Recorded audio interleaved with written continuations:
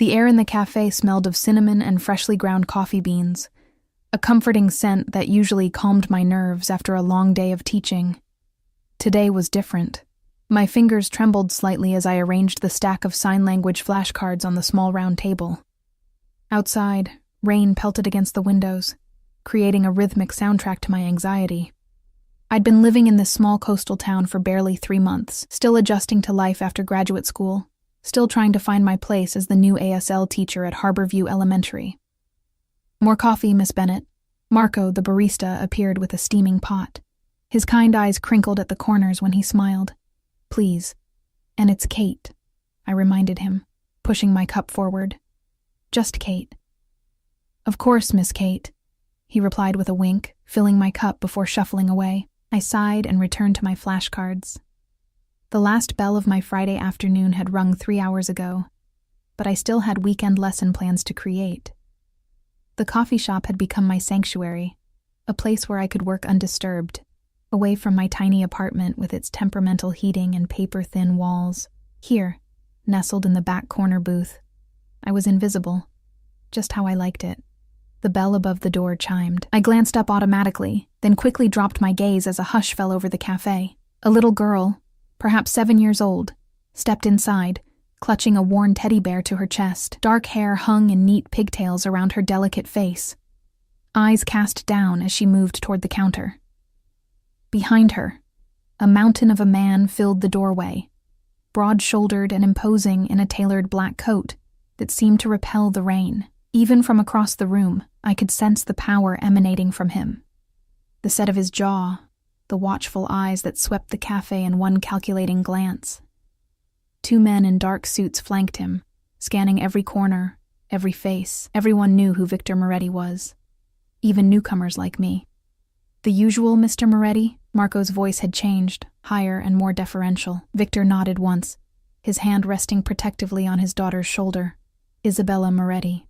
The town whispered about her, the deaf daughter of the most dangerous man on the East Coast, a man whose name was spoken in hushed tones, whose business dealings were never discussed openly, whose reputation inspired both fear and a strange reverence. I tried not to stare, but something about the child caught my attention.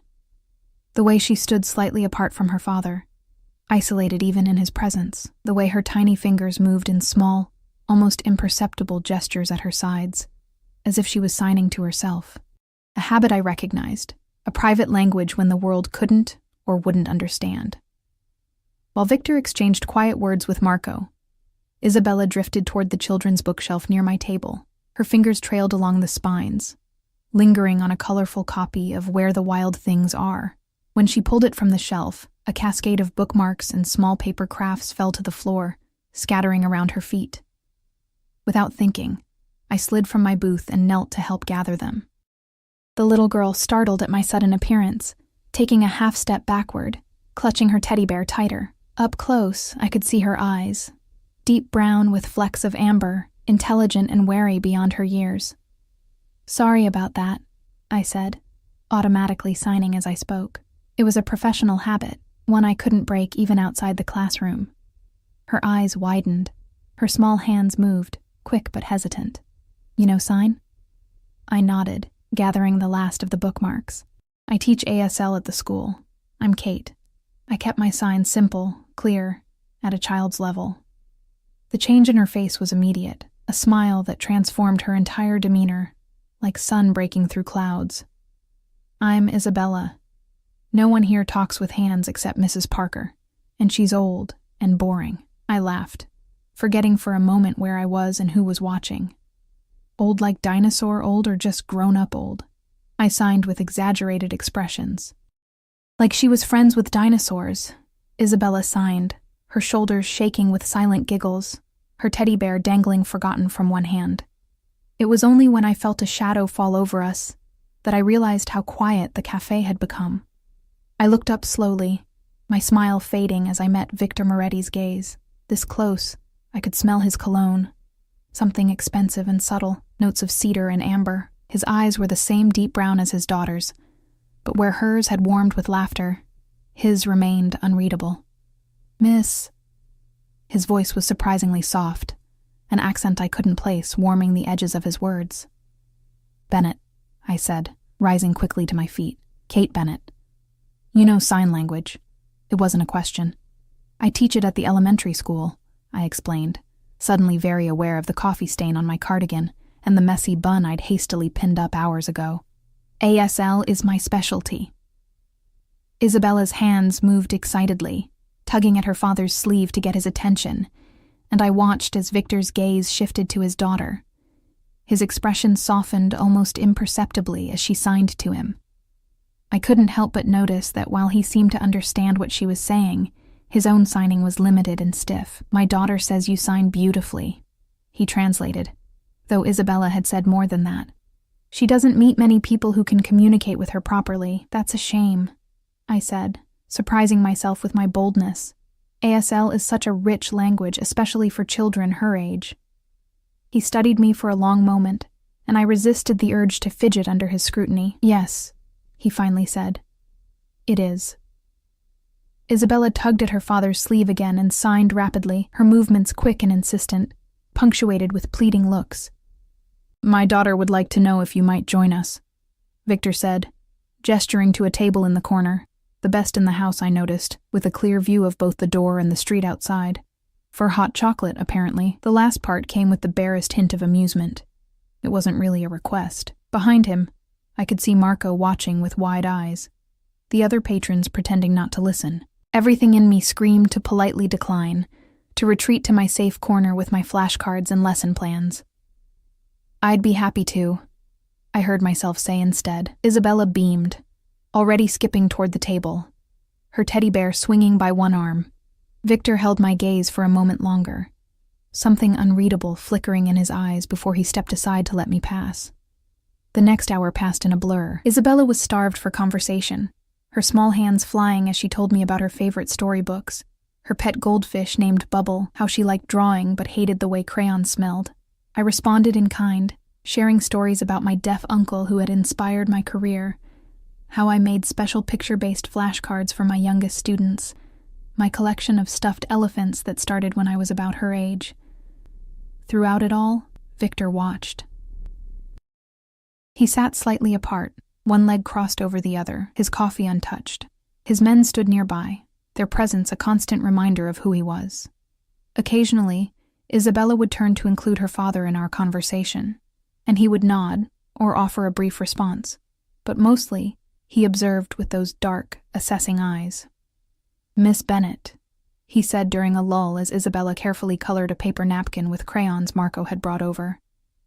You mentioned you're new to Harborview. 3 months, I confirmed, suddenly self-conscious again. I moved here after finishing my master's program. And how are you finding our little town? I searched for a diplomatic answer. Quieter than I'm used to. A smile tugged at the corner of his mouth. That's one way to put it. Isabella signed something to her father, too quick for me to catch. His expression darkened momentarily before smoothing into careful neutrality. My daughter says your hands make pretty stories, he translated, though again, I suspected she had said more. She has had difficulties with previous tutors. I looked at Isabella, who rolled her eyes dramatically, a surprisingly adult gesture from such a small child. They talk slow like I'm a baby, she signed directly to me. Just because I can't hear doesn't mean I can't understand. People fear what they don't understand. I signed back, simplifying my language for her. Their loss, not yours. She smiled, then glanced at her father. Daddy is learning signs, but he's so slow, and his hands are too big.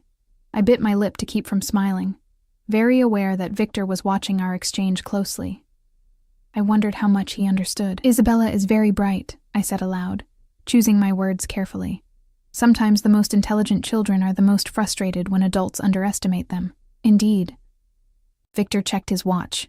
Platinum, I noticed, probably worth more than my yearly salary. We should be going, Isabella. You have violin at 5. She sighed but nodded, gathering her crayons and carefully folded paper napkin artwork. Before standing, she signed quickly to me. Will you be here tomorrow? Same time? I hesitated, glancing at Victor. His face revealed nothing, but there was something in the intensity of his gaze that made my heart beat faster. "If your father doesn't object," I said cautiously. Victor considered me for a long moment. "My daughter has few friends," he said finally. "She seems to have taken a liking to you, Miss Bennet." "Kate," I corrected automatically, then wished I hadn't. "Kate," he repeated, my name sounding somehow different in his mouth. "Perhaps you would consider a more formal arrangement. Isabella's current ASL tutor is, as my daughter pointed out, somewhat behind the times." "Oh, I faltered, caught off guard. "I already have a full teaching schedule. I'm sure we could come to an arrangement that would compensate you adequately for your time." The way he said it made it clear that money was no object. "Say, Tuesday and Thursday evenings? At our home." Isabella was watching me hopefully, clutching her teddy bear to her chest again. I thought about my tiny apartment with its leaking faucets and mounting student loans. I thought about the rumors that surrounded the Moretti family, the whispered stories about Victor's business dealings. I thought about the way the cafe had fallen silent when he entered. I'd need to check my schedule, I hedged. Victor reached into his jacket and withdrew a business card, pressing it into my hand. His fingers brushed against mine. "Warm and unexpectedly gentle. My private number," he said. "Call me tomorrow with your decision." I glanced down at the heavy cream cardstock, embossed with just a name and number. When I looked up again, there was something in his expression that hadn't been there before. A subtle intensity that sent a shiver down my spine. Isabella tugged at my sleeve to get my attention. "Please say yes," she signed, her small face earnest. "I get lonely in that big house." I smiled at her. "I'll think about it," I promised. Victor helped his daughter into her coat, his movements careful and protective. He retrieved a small pink backpack, which Isabella slipped onto her shoulders, the teddy bear's head poking out from the top. Before they left, he turned back to me. "Until tomorrow, Kate," he said, my name again sounding like something precious in his mouth. It wasn't a question. I watched them leave, Victor's hand engulfing his daughter's tiny one, the two bodyguards falling into step behind them. Through the window, I saw him lift Isabella into a sleek black car, raindrops beating on its polished surface. Marco appeared at my elbow, collecting the empty cups with trembling hands. "You should be careful, Miss Kate," he whispered, glancing nervously at the door. "Mr. Moretti isn't a man to be trifled with." "I was just being kind to his daughter," I said defensively.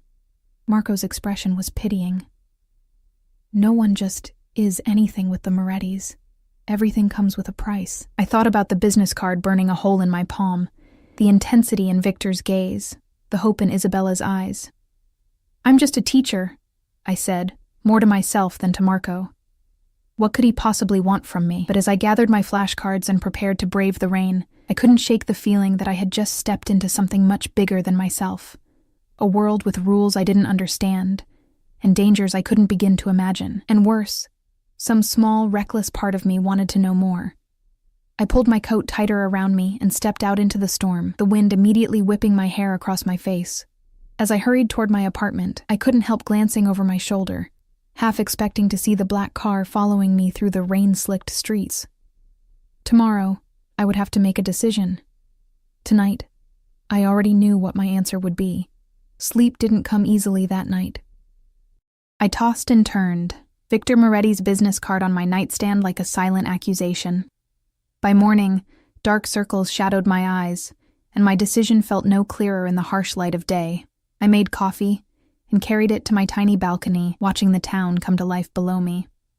Harborview was a contradiction, picturesque seaside charm on the surface, with undercurrents of something darker. In my 3 months here, I'd learned that certain businesses never seemed to struggle, certain officials looked the other way, and Victor Moretti's name was synonymous with both fear and respect. Yet no one ever spoke directly about what he did. His official business was real estate development, but the whispers suggested his true empire extended far beyond property. I ran my thumb over the embossed lettering on his card. What was I getting myself into? My phone rang, startling me from my thoughts. Unknown number. "Hello?" I answered cautiously. "Miss Bennet."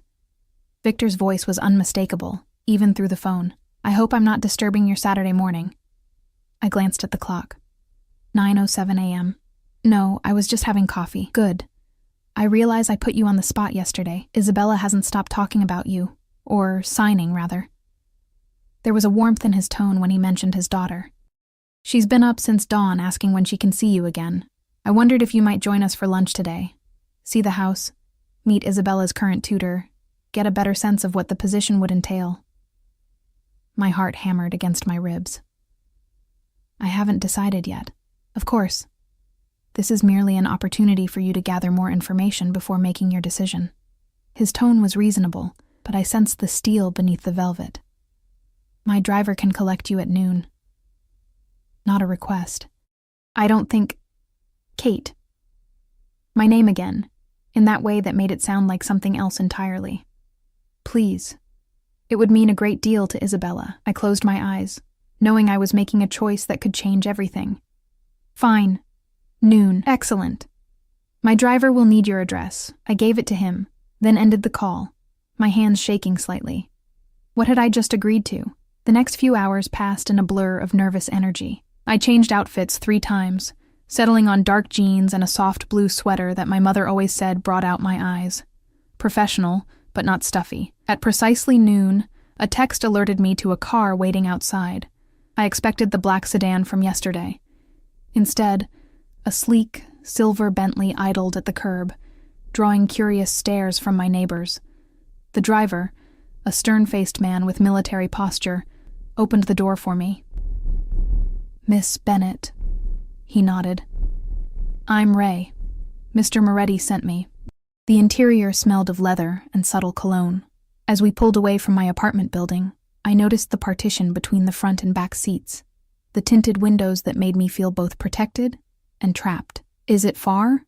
I asked, trying to break the silence. About 20 minutes, Ray answered, eyes on the road. Mr. Moretti's estate is just outside town. Estate, of course. We drove along the coast before turning onto a private road that wound uphill through dense pines. The trees eventually gave way to manicured grounds, and my breath caught as the house came into view. House was an understatement. The Moretti residence was a sprawling stone mansion overlooking the ocean, with floor-to-ceiling windows that caught the midday sun. Ray pulled up to the entrance, where Victor himself waited on the steps. He wore charcoal slacks and a crisp white shirt, open at the collar, more casual than yesterday, but no less intimidating. Kate, he smiled, extending his hand to help me from the car.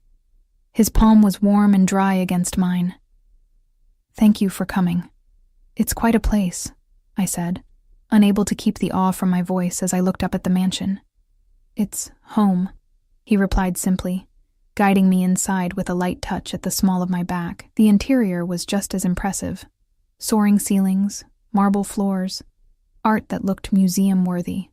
But there was warmth, too. Unexpected touches like worn leather sofas and framed children's artwork that spoke of a real home, not just a showcase.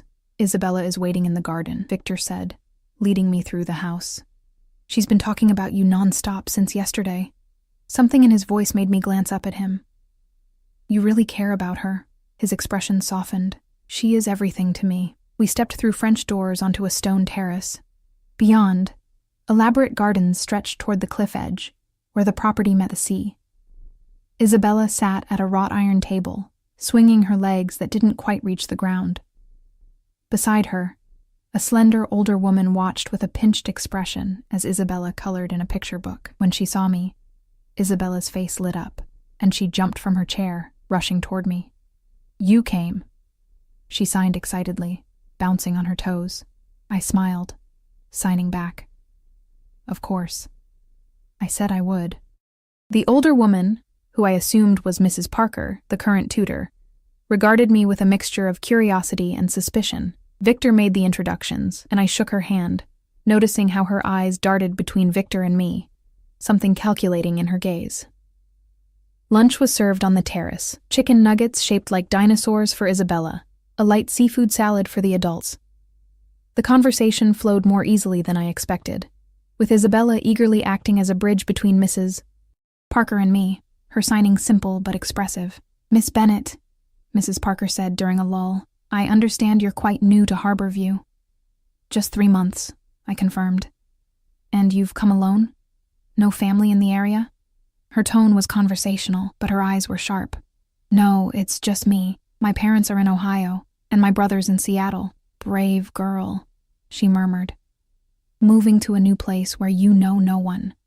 Victor, who had been relatively quiet, watching our exchange, finally spoke. Mrs. Parker, perhaps you could show Isabella the new picture books you mentioned earlier. I'd like to speak with Miss Bennett about the potential tutoring arrangement.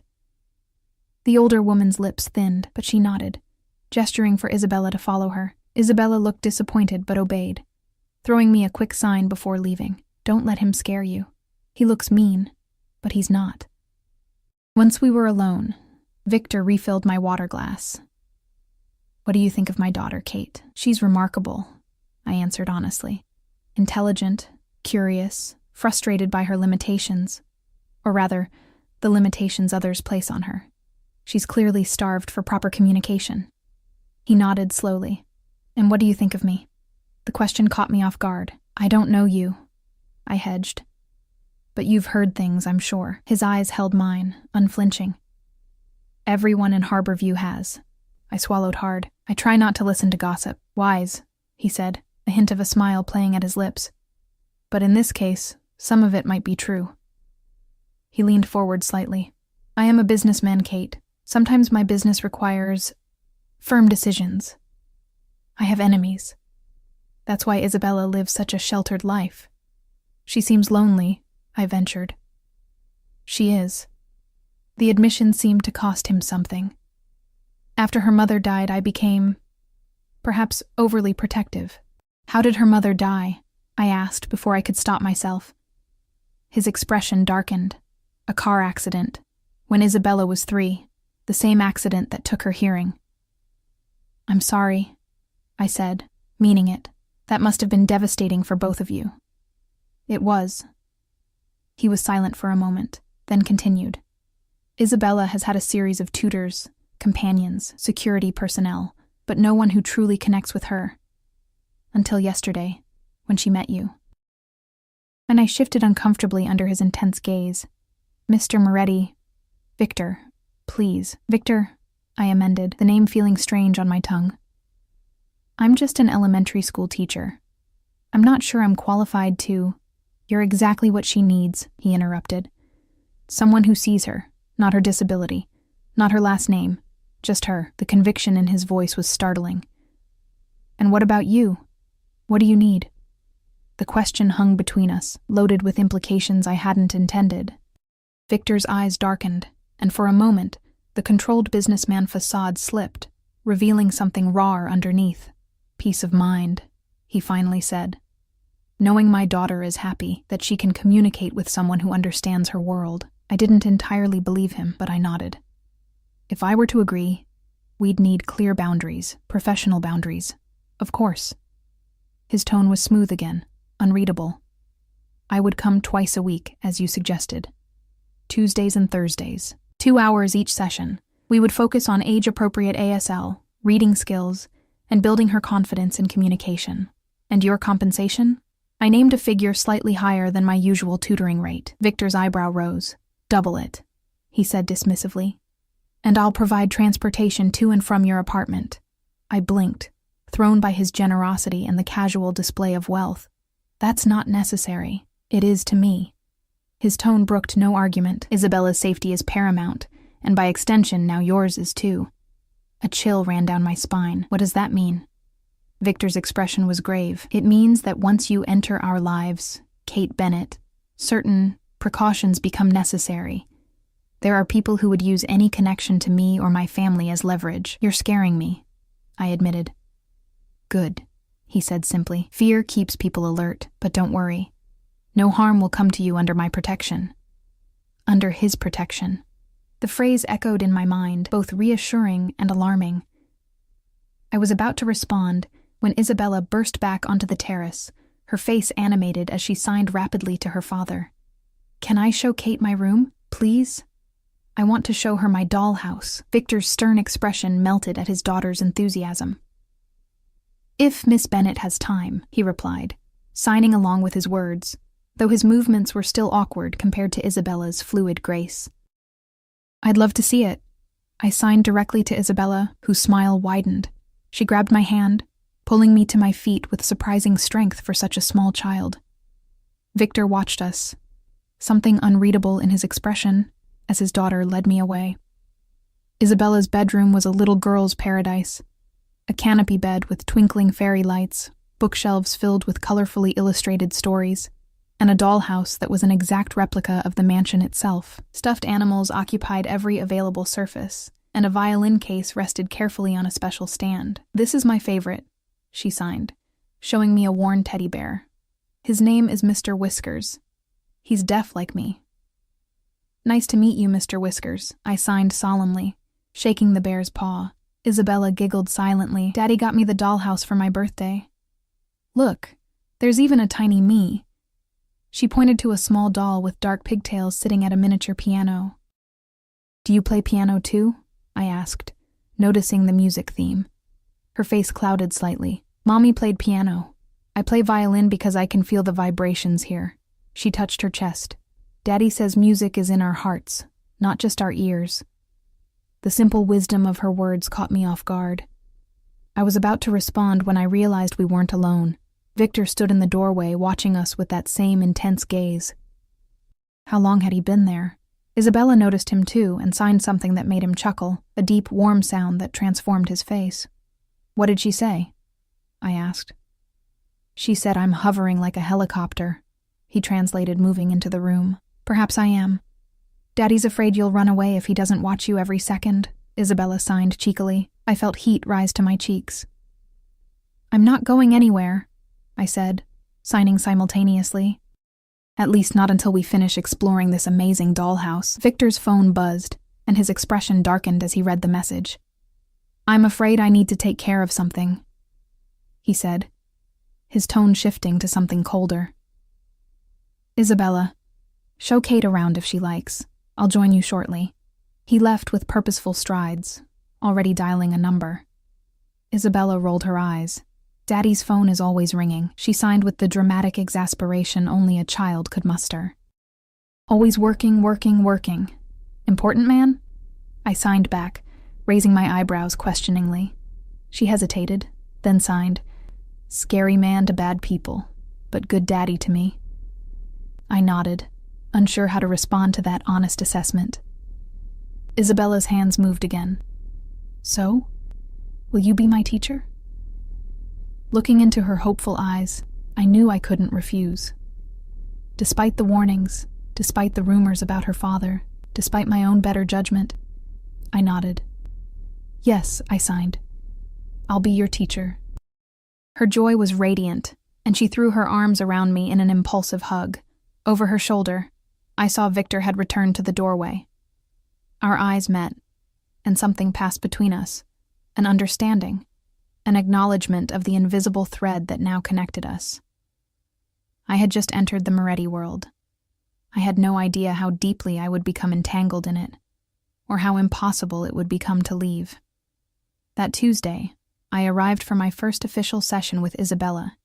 Ray picked me up in the now familiar Bentley, and I noticed something different, a small but unmistakable bulge beneath his jacket, a gun. The realization sent ice through my veins, making the dangers Victor had hinted at suddenly very real. At the mansion, Isabella waited eagerly in a sunny room that had been set up as a child-friendly learning space, complete with a small table and chairs, colorful posters of the ASL alphabet, and shelves of picture books. For 2 hours, we worked on storytelling in ASL, acting out The Three Little Wolves and the Big Bad Pig, a twist on the classic that had Isabella dissolving into silent giggles. Victor appeared briefly, watching our interaction with evident satisfaction before excusing himself for business calls. As Ray drove me home afterward, I noticed him taking an unusual route, doubling back several times. When I questioned him, his answer was chilling. "Making sure we're not followed, Miss Bennett." Standard procedure. I sank back into the leather seat, reality crashing down around me.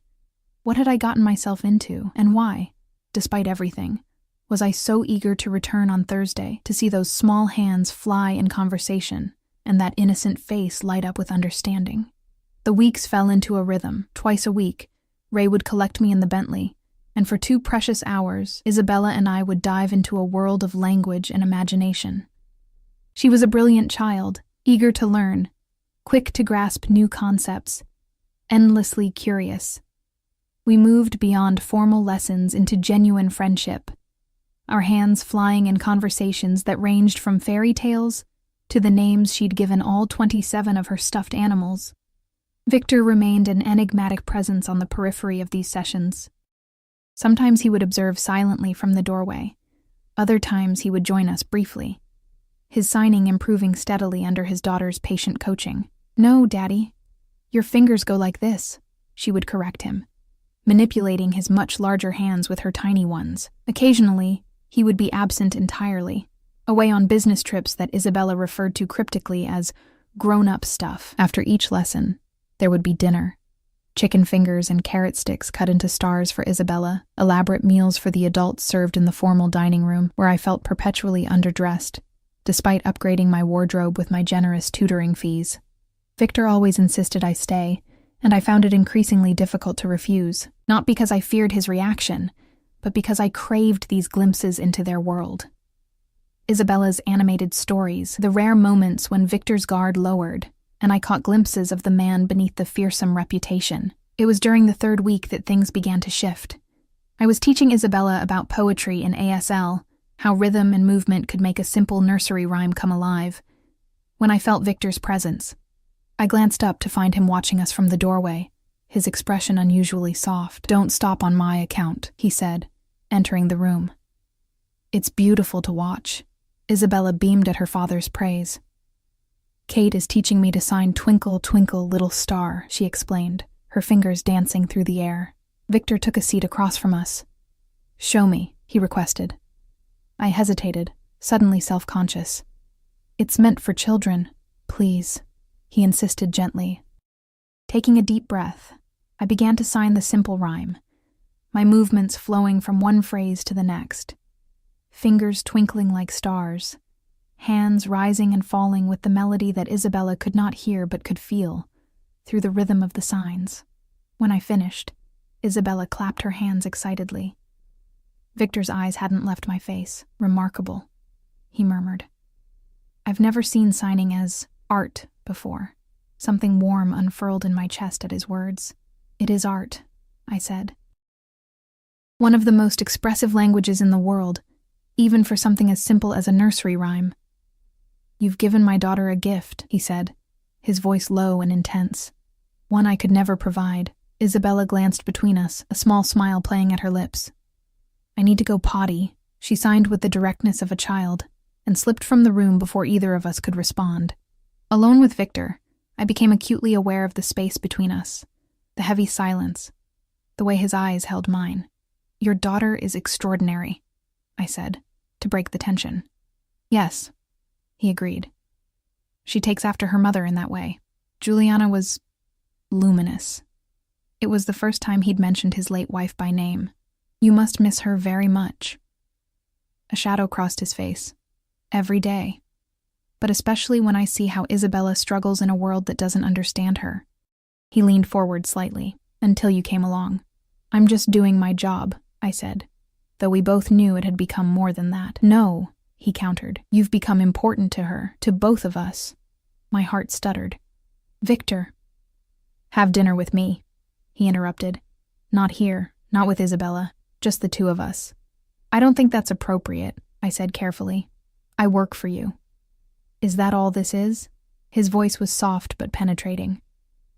"A professional relationship?" I stood abruptly, gathering my teaching materials. "It has to be, for Isabella's sake if nothing else." Victor rose too, moving with that fluid grace that belied his size. "Kate," he said, close enough now that I could smell his cologne. "We both know this isn't just about Isabella anymore." Before I could respond, Isabella bounced back into the room, holding a picture book she wanted to show me. The moment passed, but something had shifted. A line had been drawn, and I wasn't sure how long either of us would respect it. That night, I couldn't sleep. I paced my small apartment, replaying Victor's words, the intensity in his eyes. What was I doing? Getting involved with Victor Moretti was dangerous in ways I couldn't even comprehend. I was just a teacher from Ohio, out of my depth in a world of power and secrets. My phone buzzed with a text, unknown number. Think about what I said. V. I stared at the screen, my thumb hovering over the delete button. Instead, I saved the number to my contacts. The next morning at school, I was distracted, earning curious looks from my young students as I fumbled through lessons I usually taught with confidence. During my lunch break, I retreated to the faculty lounge, hoping a cup of terrible coffee would clear my head. "Miss Bennett?" I looked up to find Principal Harris in the doorway, his expression uncomfortable. "Could I see you in my office?" My stomach dropped. Had someone seen me getting into Victor's car? Was my tutoring job somehow against school policy? In his office, Principal Harris closed the door carefully before speaking. "I received a call this morning, from Victor Moretti." I froze. "What?" "He's made a substantial donation to our special education department, specifically for ASL resources." Harris adjusted his glasses nervously. "He mentioned your name, said you'd inspired him to support deaf education." Relief washed over me, followed by confusion. "I didn't know anything about this. $100,000, Miss Bennett." Harris looked both impressed and terrified. "With the stipulation that you oversee how it's spent."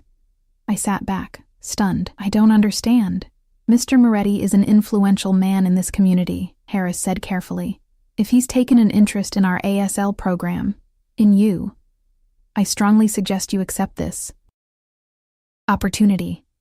The implication was clear. Don't cross Victor Moretti. Even here, in what I'd thought was my separate, safe world, his influence reached.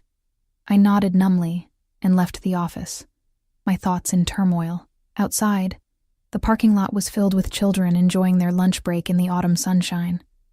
Among the minivans and sensible SUVs, a sleek black Maserati stood out like a panther among house cats. Leaning against it, arms crossed, was Victor. My heart jumped to my throat as I approached him. "What are you doing here? I wanted to see where you work," he said simply, his eyes taking in the modest brick building behind me. "I hope you don't mind about the donation. Isabella mentioned your classroom needed better resources." $100,000, Victor. I kept my voice low, aware of the curious stares from passing students. "That's not a donation. It's a what, Kate?" His voice held a dangerous edge. I swallowed hard. "A gesture I don't know how to interpret." His expression softened marginally. "Then let me be clear. I want to support your work here because it matters to Isabella, and because it matters to you." "And last night?" I challenged. "What was that about?" Victor glanced around, then opened the passenger door of his car. "Get in. Please. Just for a moment." Against my better judgment, I slid into the butter-soft leather seat. Victor joined me, closing the door to seal us in a bubble of privacy, the tinted windows shielding us from prying eyes. "Last night," he began, his voice low and intent, "was about the fact that I haven't been able to stop thinking about you since the moment you knelt to help my daughter in that cafe." He turned to face me fully. "I know it's complicated. I know who I am makes it even more so. But I'm not a man who denies himself what he wants, Kate." My pulse raced. "And you want me?" "Yes." The single word held such conviction it stole my breath. "But I need you to want this too, freely, without pressure." I laughed, a short, disbelieving sound. "How is that possible? You're my employer. You've just donated a fortune to my school. The power imbalance here is—" "Then quit," he interrupted. "Stop tutoring Isabella. I'll withdraw the donation, level the playing field. And hurt your daughter in the process?" I shook my head. "I won't do that." Victor studied me, something like admiration in his gaze. "That's why I—" He stopped himself. "That's why you're different. You put her first." The air between us felt charged, heavy with unspoken words. Victor reached out, his fingers brushing a strand of hair from my face with surprising gentleness. "One dinner," he said softly, "away from Harborview, where no one knows us. No expectations, no pressure. Just dinner." I should have said no. Everything in me knew that crossing this line would change my life irrevocably. But the truth was, It had already changed the moment I'd knelt to help Isabella with those fallen bookmarks. One dinner, I agreed. But I drive myself, and Isabella can never know. A slow smile spread across his face, transforming his features. Friday. I'll text you the details. I nodded and reached for the door handle. Before I could exit, Victor's hand covered mine. Kate, he said, his voice a low rumble. Thank you. For what? I wasn't sure. For agreeing to dinner? For tutoring his daughter? For seeing him as more than the dangerous man everyone whispered about? Perhaps all of those things. I slipped out of the car and hurried back toward the school building, feeling his eyes on me until I disappeared inside. Friday arrived with a mixture of anticipation and dread churning in my stomach. Victor's text had been cryptic. An address in Portland, an hour away, and a time, 8 p.m. I'd agonized over what to wear before settling on a simple black dress that had hung unworn in my closet since graduate school. The drive to Portland gave me time to reconsider, to turn around, to make the sensible choice. I didn't. The address led me to a discreet restaurant tucked away on a side street, the kind of place with no sign, just a numbered door and a well-dressed doorman who asked for my name. Catherine Bennett, I said, using my full name, wondering if I'd be on the list. The doorman nodded immediately. Mr. Moretti is waiting for you. The interior was intimate. Dark wood, soft lighting, well-spaced tables ensuring privacy. Victor rose as I approached, and for a moment I saw him through fresh eyes. Away from his mansion, away from his security detail, dressed in a perfectly tailored charcoal suit, he looked less like a mafia boss and more like what he pretended to be. A successful businessman with old-world charm. You came, he said, taking my hand and pressing a kiss to my knuckles in a gesture that would have seemed affected from anyone else. I said I would. I slid into the seat he held for me. Though I'm still not sure this is a good idea. The best ideas rarely are. Victor signaled for wine. You look beautiful, Kate. The evening unfolded with surprising ease. Victor was an attentive listener, drawing out stories of my childhood in Ohio, my deaf uncle who'd inspired my career, my dreams for the future. In turn, he shared carefully edited tales of growing up in a traditional Italian family in Boston, his early business ventures, the whirlwind romance with Juliana. She was a concert pianist, he told me, swirling the ruby liquid in his glass. The first time I saw her, she was playing Chopin at a charity event I had no interest in attending. I stayed until the very end, just to meet her. How romantic, I said, meaning it. I was a different man then, Victor admitted. Younger, more impetuous. And now? His eyes met mine over the rim of his glass. Now I know exactly what I want, and I'm willing to wait for it. The implications of his words hung between us, charged with possibility. Our conversation drifted to safer topics. Isabella's progress, her upcoming 7th birthday, her dream of getting a puppy that Victor was reluctant to fulfill. I told her maybe when she's older, he sighed. She signed back that I always say that about everything. I laughed. She has your stubbornness, that's for sure. By the time dessert arrived, I had almost forgotten who he was, what he did, the warnings that followed his name like shadows. Almost. Until his phone buzzed, and the mask slipped. He glanced at the screen, and his expression hardened into something cold and dangerous. "Excuse me for a moment," he said, his voice tight as he rose from the table. I watched him step outside, his back rigid, gesturing sharply as he spoke to someone on the phone.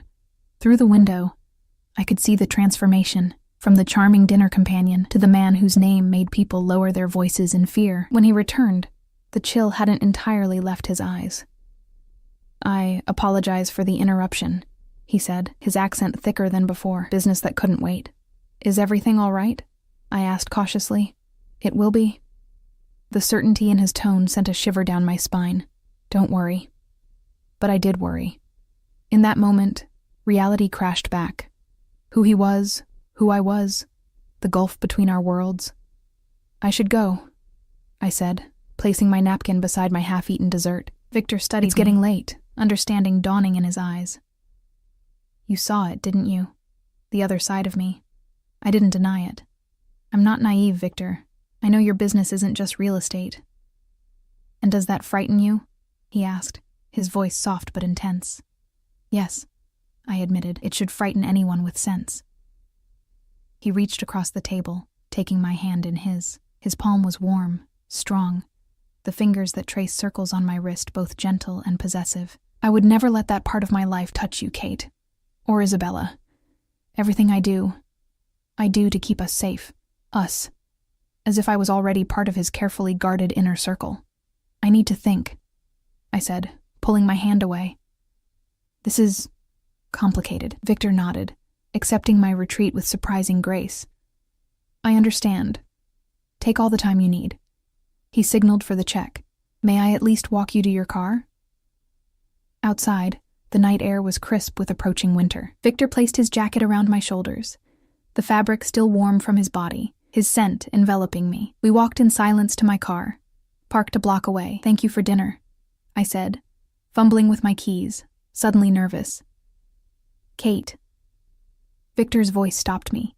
He stepped closer, one hand coming up to cup my cheek, his touch feather-light. I meant what I said. Take all the time you need, but know this. I am not a patient man by nature. For you, I'm trying to be. Before I could respond, he leaned down and brushed his lips against mine. A kiss so gentle it was barely there. Yet it burned through me like fire. Then he stepped back, his expression unreadable in the dim street lighting. Drive safely, he murmured, and turned to walk away. I drove home in a daze, my lips still tingling, my thoughts a chaotic tangle of desire and doubt. What was I doing? Getting involved with Victor Moretti was like stepping willingly into quicksand. Each move only pulled me deeper. As I approached my apartment building, a flicker of unease traveled down my spine. Something felt wrong. The street was quieter than usual, the shadows deeper. I parked and hurried to the entrance, keys clutched in my hand like a weapon. The feeling intensified as I climbed the stairs to my third-floor apartment. The hallway was silent, but I couldn't shake the sensation of being watched. With trembling fingers, I unlocked my door and stepped inside, immediately reaching for the light switch. Nothing happened. The power was out. Heart pounding, I fumbled for my phone, activating the flashlight. The beam cut through the darkness, illuminating my living room, and the man sitting calmly in my reading chair. "Hello, Miss Bennett," he said, his voice carrying a faint accent different from Victor's. "We need to talk about your new friend." I froze, my phone slipping from suddenly nerveless fingers.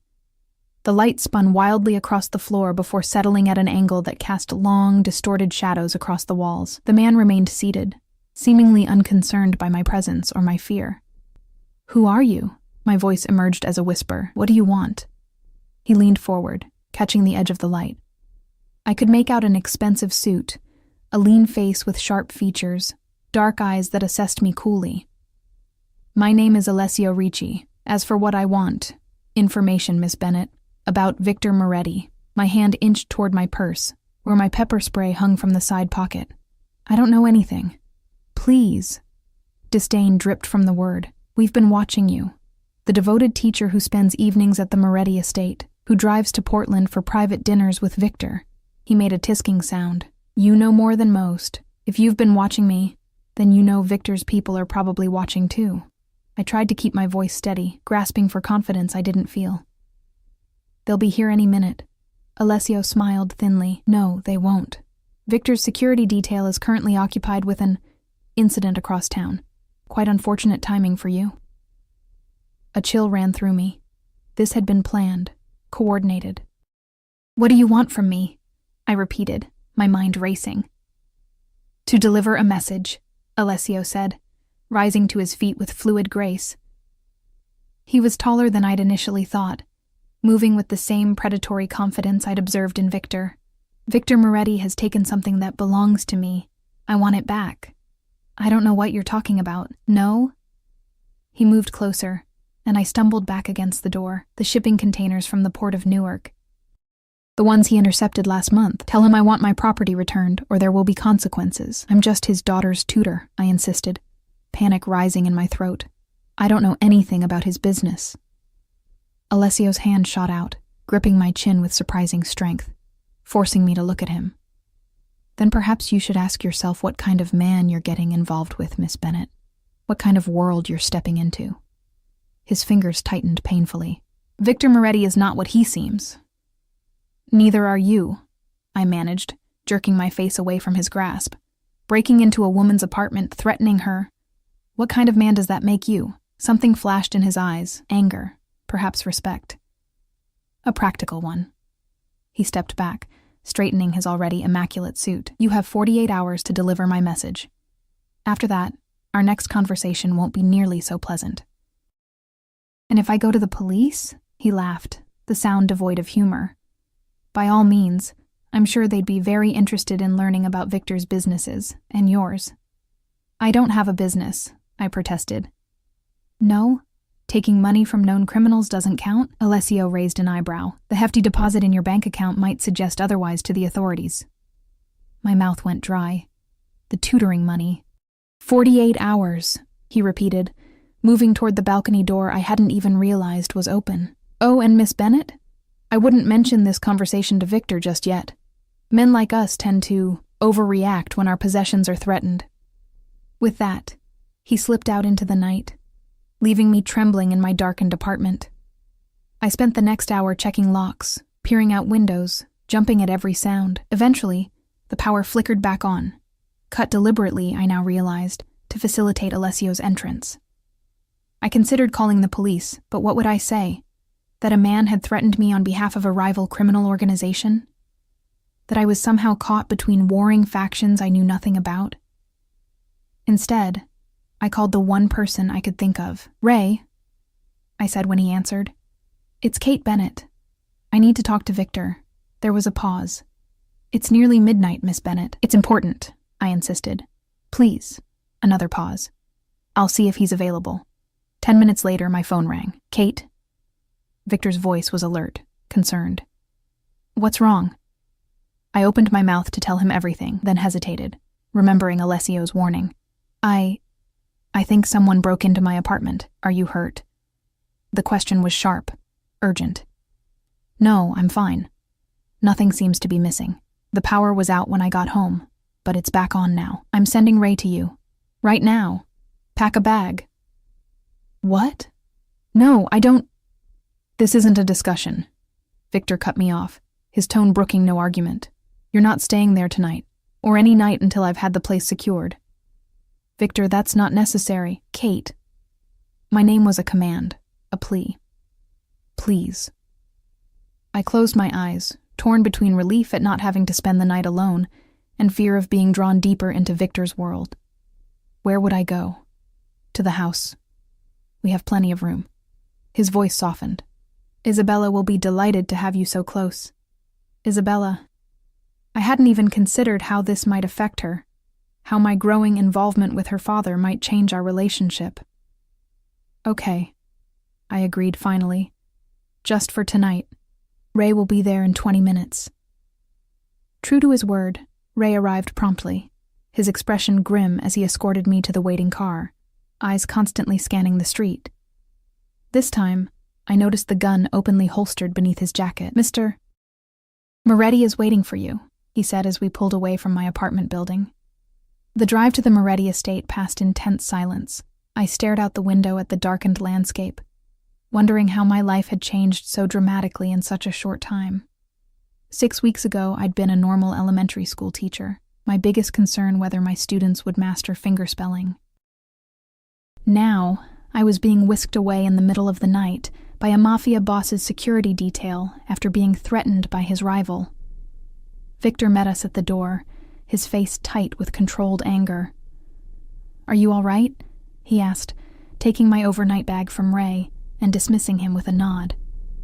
I'm fine, I insisted, just rattled. He guided me inside with a gentle hand at the small of my back. The house was quiet, most of the lights dimmed for the night. Everyone's asleep, he explained, leading me upstairs, including Isabella. We can talk in my study. Victor's private study was exactly as I'd imagined it, leather-bound books, a massive desk of polished mahogany, the faint scent of cigars and whiskey hanging in the air. He poured 2 drinks from a crystal decanter, pressing one into my hand. "Tell me exactly what happened," he said, his voice controlled, but with an undercurrent of danger. I took a sip of the amber liquid, welcoming the burn. "Not much to tell. I came home, the power was out, and I felt like something was wrong." I hesitated, then opted for a half-truth. "I think someone had been in my apartment, but they were gone by the time I arrived." Victor studied me, his eyes dark and penetrating. "You're not telling me everything." "I'm tired," I deflected. "It's been a long day." He took a step closer, one hand coming up to cup my cheek. "Kate," he said softly, "if someone threatened you because of your connection to me, I need to know." I pulled away, moving to the window that overlooked the moonlit gardens. "What exactly do you do, Victor?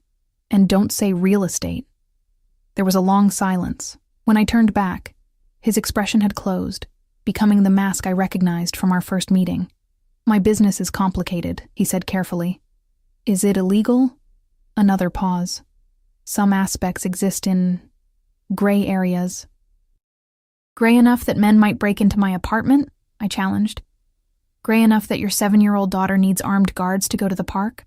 "The world is dangerous, Kate," Victor said, his voice hardening. "I do what's necessary to protect what's mine." "I'm not yours," I shot back. Something flashed in his eyes. Possessiveness, determination. "Aren't you?" The question hung between us, loaded with implications. Before I could respond, Victor closed the distance between us in 2 swift strides. This time, there was nothing gentle about his kiss. It was demanding, consuming, his hands tangling in my hair, his body pressing mine against the window. And God help me, I kissed him back with equal fervor. Weeks of tension and attraction exploding between us. When we finally broke apart, both breathing hard, Victor rested his forehead against mine. "I want you to stay," he murmured. "Not just tonight. Here, with us, where I can keep you safe."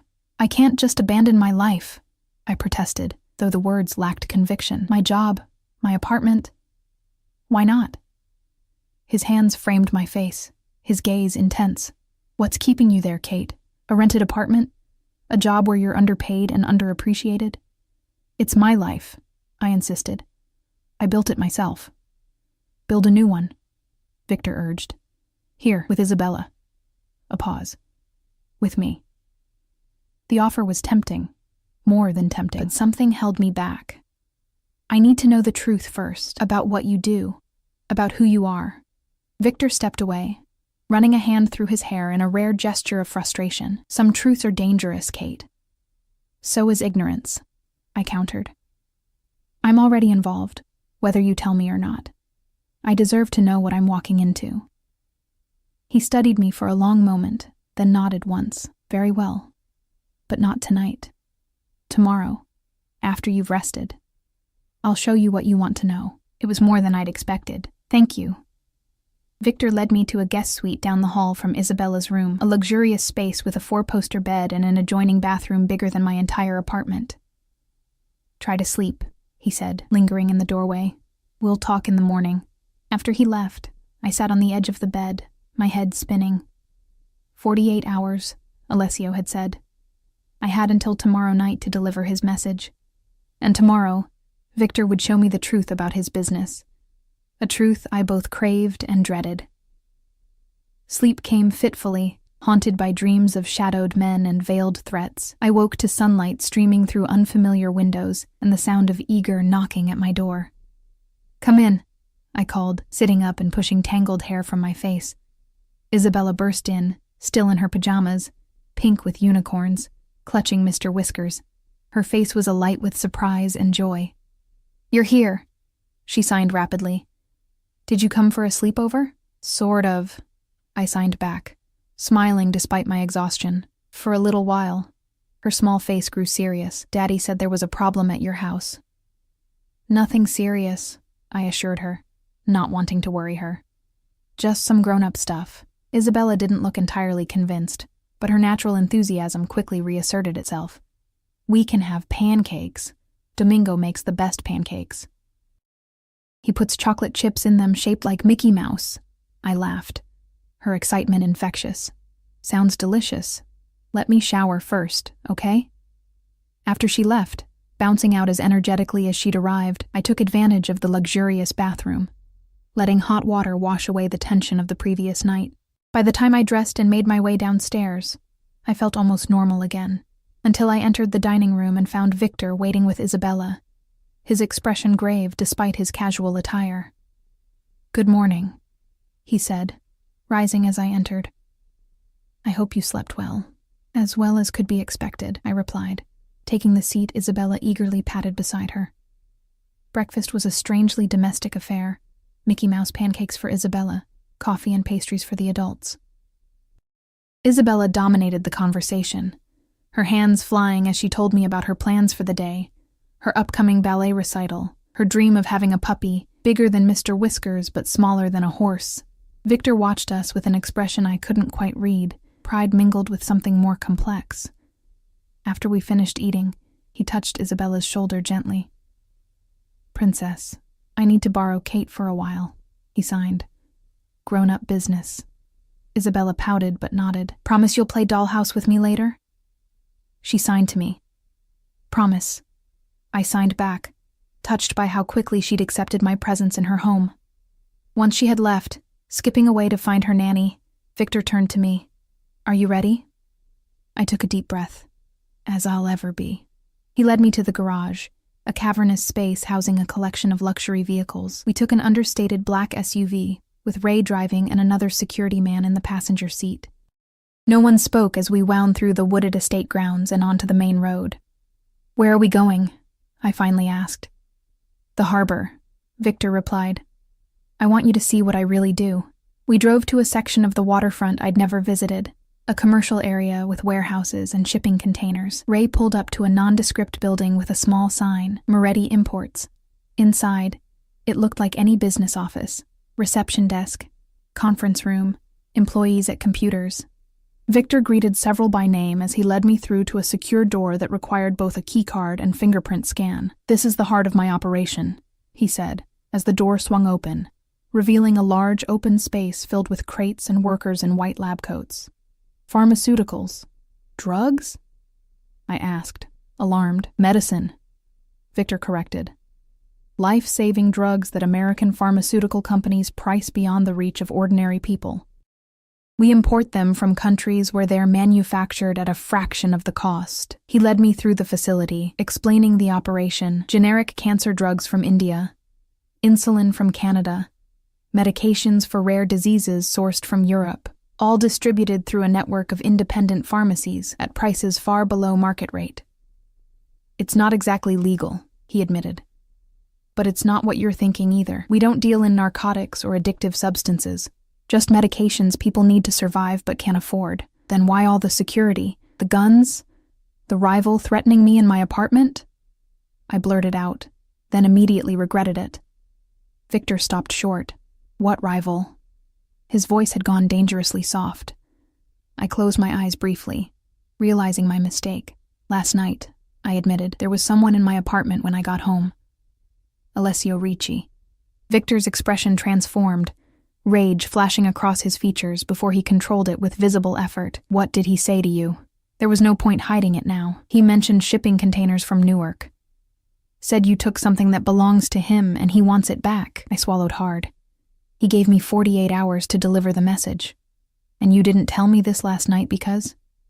"He threatened me," I admitted.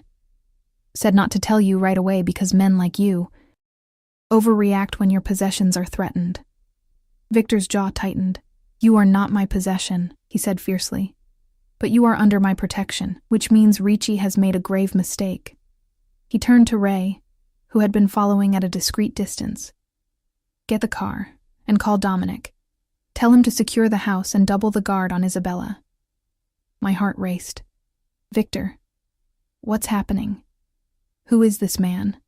His eyes met mine, and for the first time I saw real fear there. "Alessio Ricci is dangerous, Kate. More dangerous than you can imagine.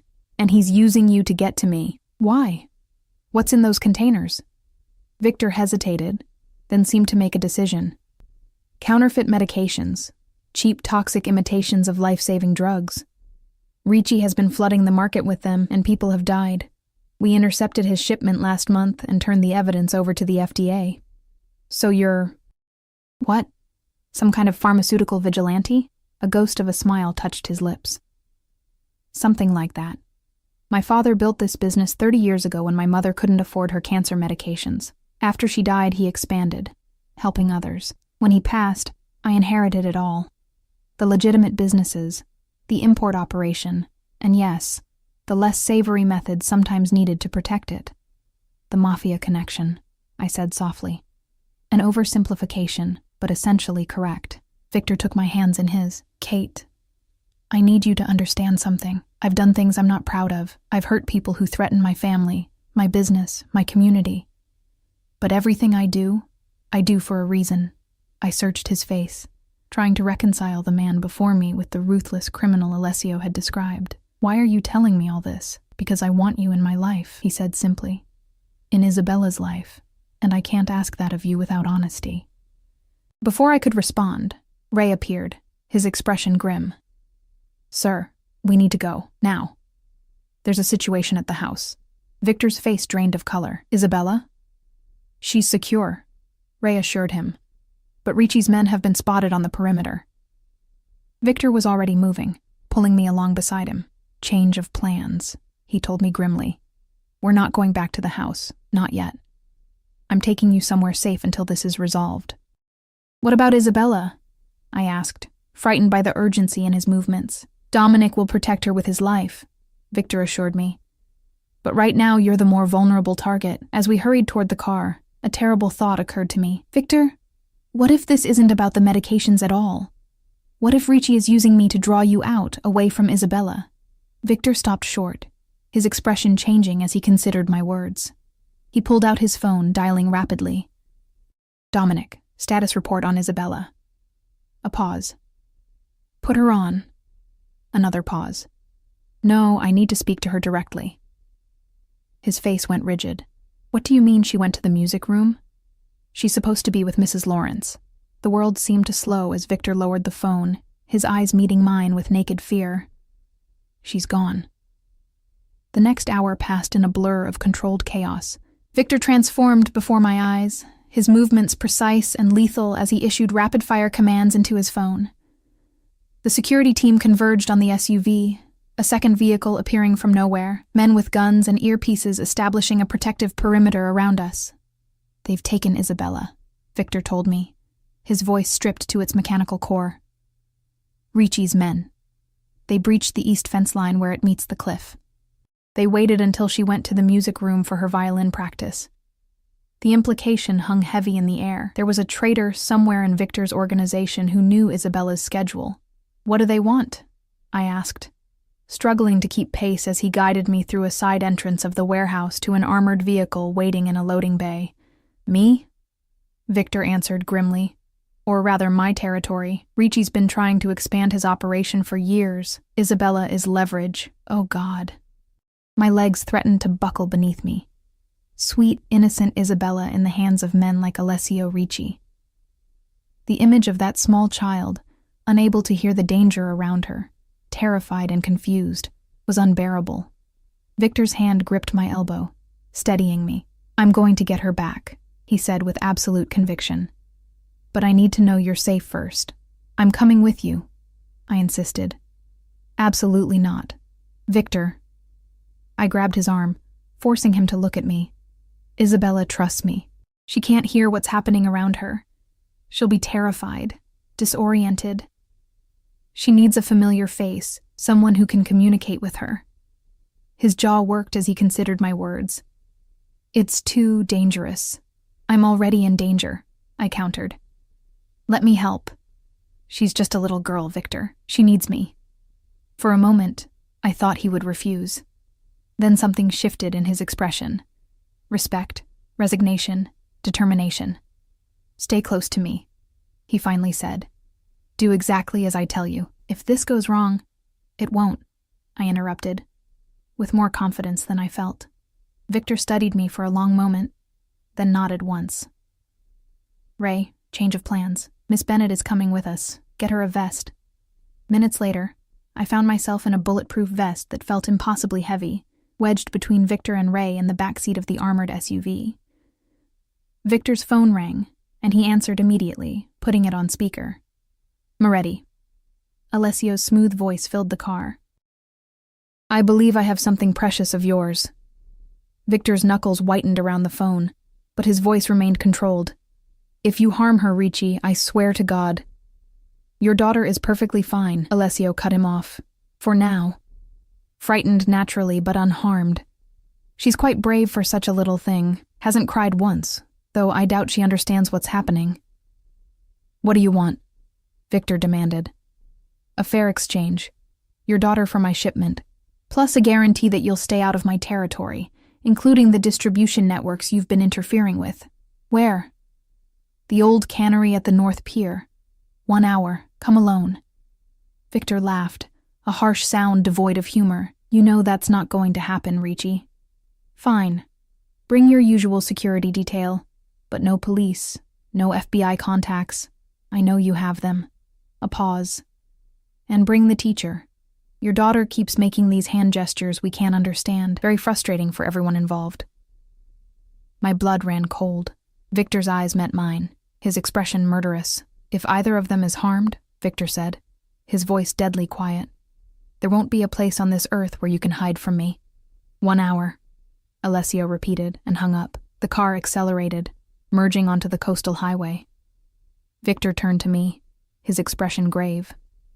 "This changes everything. He's using both of you now. At least we know Isabella is all right," I said, trying to sound braver than I felt. "For now." Victor's face was like granite. "Kate, I need to prepare you for what's about to happen. These men are dangerous. They won't hesitate to use you against me." "I understand," I said, though in truth I couldn't begin to comprehend the world I'd stumbled into. Victor took my hand, his grip firm. "When we get there, stay behind me at all times. If something happens to me, Ray will get you and Isabella out. No matter what you see or hear, your only priority is getting my daughter to safety." "What about you?" His smile was grim. "I can take care of myself." For the next 30 minutes, Victor transformed the SUV into a mobile command center, conferring with his security team, reviewing blueprints of the abandoned cannery, checking weapons with practiced efficiency. I watched in stunned silence, seeing a side of him I'd only glimpsed before, the tactician, the leader, the man who commanded fear and respect in equal measure. 5 minutes out, Ray announced as we turned onto a deserted industrial road that wound along the coastline. Victor tucked a gun into his waistband, then turned to me. "Last chance to stay in the car," he offered. I shook my head. "Isabella needs me." Something softened in his eyes. He reached out, cupping my face in his hands. "When this is over," he said quietly, "we need to have a serious conversation about your safety and your future." "When this is over," I agreed. The cannery loomed ahead, a hulking silhouette against the darkening sky. 3 black SUVs were already parked outside, men in dark suits standing guard. Our vehicle stopped a careful distance away. "Remember," Victor said as we prepared to exit, "stay behind me. Keep your vest on. If I tell you to run, you run." I nodded, my heart pounding against my ribs. The interior of the cannery was cavernous and dimly lit, the air thick with the lingering smell of fish and sea salt. Our footsteps echoed on the concrete floor as Victor led me forward, his security team fanning out behind us. Ahead, a group of men stood waiting, Alessio Ricci at their center, and beside him, Isabella. She looked tiny and frightened, clutching Mr. Whiskers to her chest. Her dark hair had come loose from its pigtails, and tear tracks stained her cheeks, but she was standing straight, her chin raised in a gesture so like her father's that my heart clenched. When she saw me, her eyes widened, her free hand instinctively lifting to sign before one of Ricci's men gripped her arm, stopping her. "Welcome," Alessio called, his smile not reaching his eyes. "Right on time, as always, Victor. Let her go," Victor replied, his voice carrying in the empty space. "This is between us." "Indeed it is," Alessio agreed. "Business, as they say, nothing personal." His gaze shifted to me. "Miss Bennett, how nice to see you again under better circumstances." Victor's body tensed beside me. "You have my word," that you'll get your shipment back," he said, ignoring the pleasantries. "Now release my daughter, and Miss Bennett can take her to the car." Alessio pretended to consider this. "I don't think so. Not yet." He gestured, and one of his men stepped forward, dragging Isabella with him. "First, I need to ensure the shipment is intact, and that your promise to stay out of my territory is sincere." "You have my word," Victor said, his voice hard. "Forgive me if I require something more tangible." Alessio's smile was cold. "A demonstration of good faith, shall we say?" "What kind of demonstration?" Alessio nodded to the man holding Isabella. "Bring her forward." Isabella stumbled as the man pushed her toward the center of the room, her eyes locked with mine, terrified, but trusting. I took an instinctive step toward her, but Victor's arm shot out, blocking my path. "Not yet," he murmured. "A simple exchange," Alessio said pleasantly. "Your daughter for control of the harbor distribution network, everything from Portsmouth to Kennebunk." "That's half my territory," Victor objected. "Our agreement was for the return of your shipment, nothing more." "The agreement has changed," Alessio shrugged. "Consider it the cost of doing business carelessly." His eyes flicked to me, allowing outsiders into your operation, becoming emotionally entangled. Victor's jaw clenched. "The shipment, nothing more." Alessio sighed dramatically. "I was afraid you'd say that." He made a small gesture, and suddenly a gun was pressed to Isabella's head. She flinched, her eyes wide with terror, clutching her teddy bear so tightly that her knuckles went white. "No!" I cried out, lunging forward only to be restrained by Victor's iron grip. "Last chance, Moretti," Alessio called. "The territory or your daughter. Choose."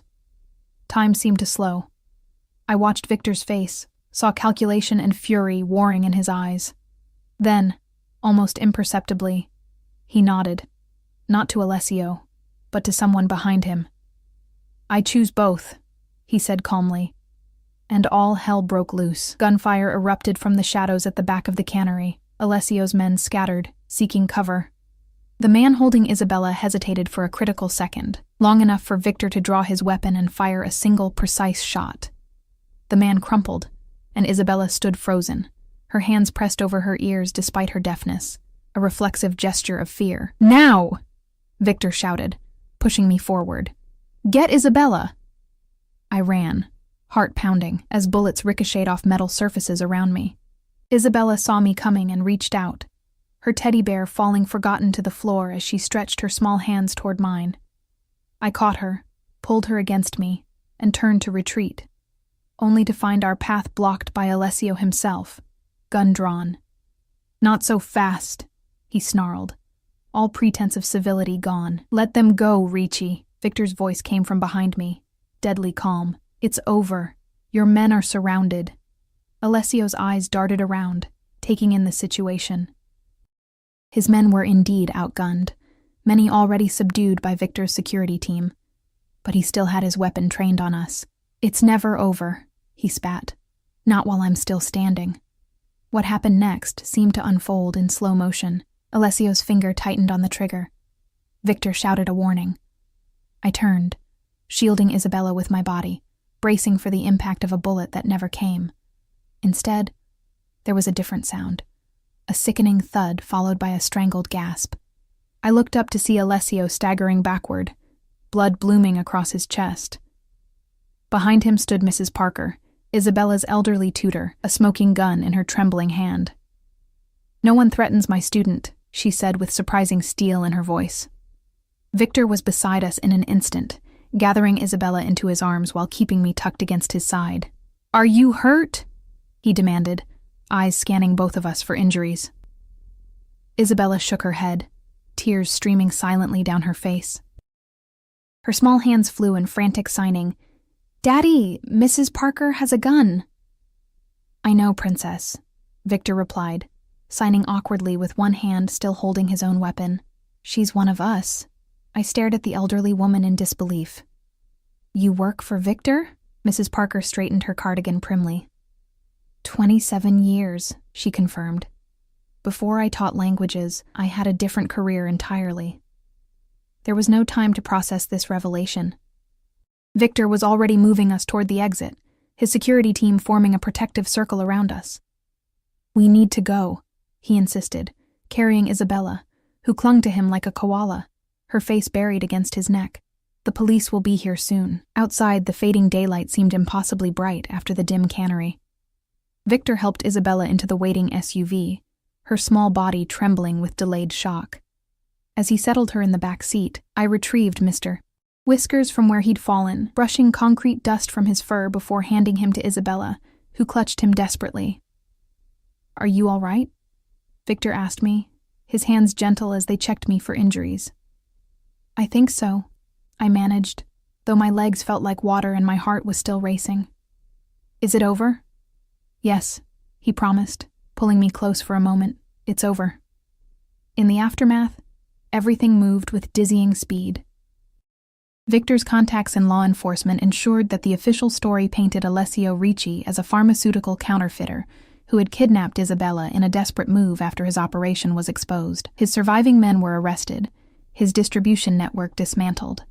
The truth about Victor's business, about the shootout, about Mrs. Parker's surprising intervention, remained carefully hidden from public view. Isabella recovered from her ordeal with remarkable resilience, though she refused to let Victor or me out of her sight for days. Her nightmares, when they came, were soothed by our joint presence.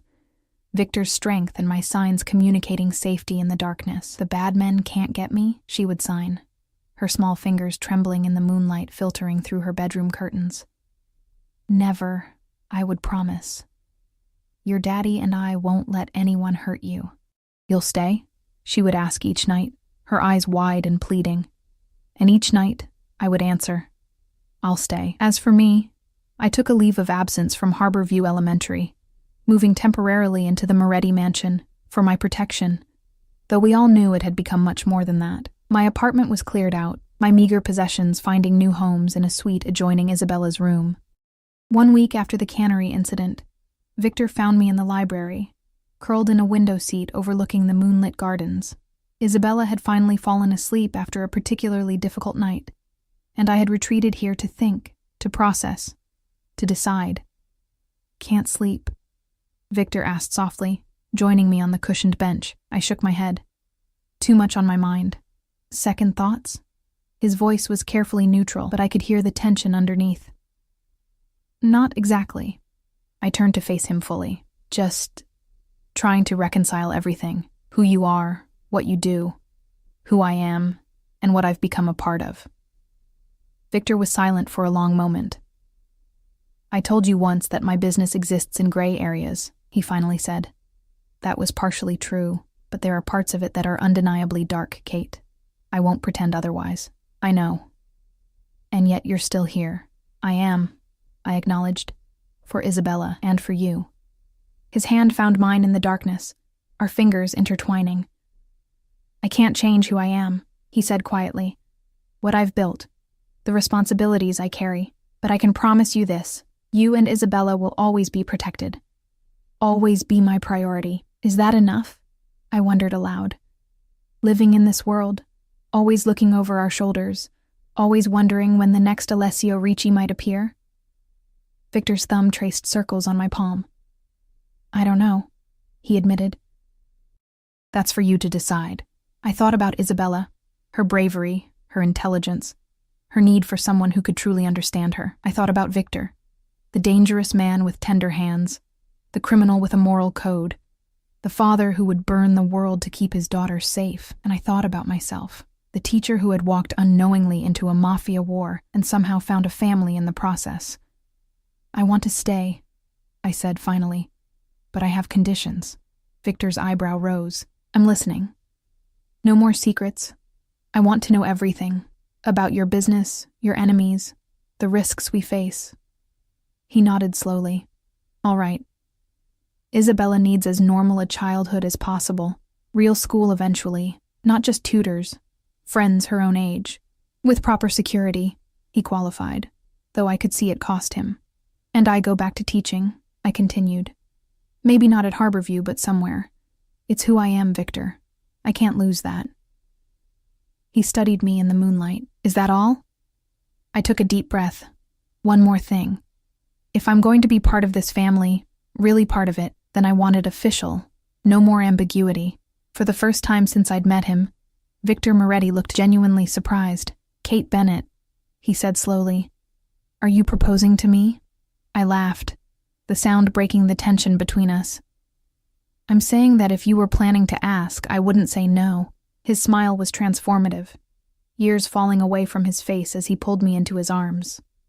"I was planning to do this properly," he murmured against my hair. "With a ring, on one knee." "Since when have we done anything the conventional way?" I asked, tilting my face up to his. His kiss was gentle, a promise rather than a demand. When he pulled back, his eyes were serious again. "This life won't be easy, Kate. There will always be risks." "I know," I said simply. "But some things are worth the risk." 3 months later, Isabella stood beside me in the mansion's garden, her small hands moving gracefully as she signed her approval of the simple white dress I wore. "You look like a princess," she signed, her eyes bright with excitement. "Daddy's going to cry. I bet you $100. I'm not taking that bet." I signed back with a smile. "How do you feel about all this?" I asked, suddenly anxious. "Me joining your family officially." Her smile was radiant. "You've been my family since the day you talked to me with your hands when everyone else just stared." As Victor waited for me under an arch of white roses, his face solemn, but his eyes alight with a happiness I'd never seen before, I thought about the strange path that had led me here. From a chance encounter with a deaf child everyone avoided, to becoming the wife of the man everyone feared.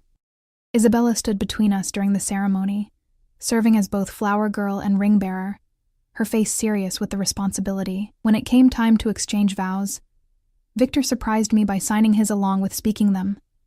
His once awkward movements now fluid and confident after months of practice. Isabella beamed with pride at her father's progress, nodding encouragingly when he hesitated on the more complex signs.